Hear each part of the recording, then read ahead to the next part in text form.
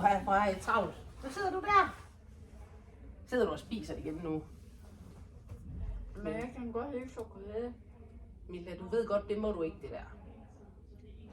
Det har vi aftalt. Det kan vi ikke have. Hvem siger det? Vi har ikke aftalt. Det var ikke aftalt med mig. Det aftalte vi sidste uge. Men jeg vil bare gerne få noget lidt chokolade en gang imellem. Det gør ikke noget, at jeg bare spiser et stykke. Du snakker og snakker igen. Det får vi jo ikke noget ud af. Men du skal ikke bestemme for mig, hvad jeg spiser. Hvis jeg har lyst til at spise 10 stykker. Ved du hvad, Milla, det her det kommer vi jo ingen vegne med, hvis du ikke prøver at lytte lidt efter.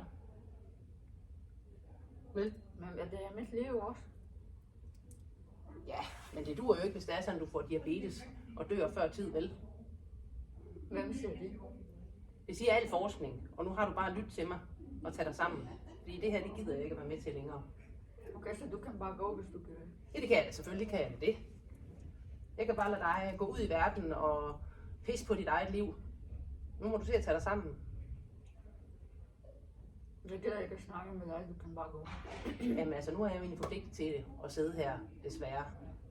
Men jeg føler bare ikke, at jeg kommer nogen vegne med dig. Du bliver nødt til ligesom at give mig noget, vi kan arbejde med. Fortæl mig, hvordan vi kan hjælpe dig så, hvis du selv føler, at vi kan gøre noget.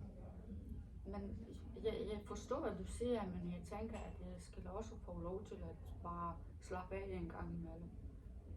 Det er mit liv, altså. Okay, jeg hører bare det her som om, at du bare vil have lov til at gøre lige præcis, hvad du har lyst til. Og så er du fuldstændig ligeglad med alt andet. Jeg er ikke ligeglad, men jeg tænker ikke, at det gør noget, hvis jeg får lidt chokolade en gang imellem. Lidt chokolade. Du sidder jo og spiser hele Det er tiden. ikke ret meget.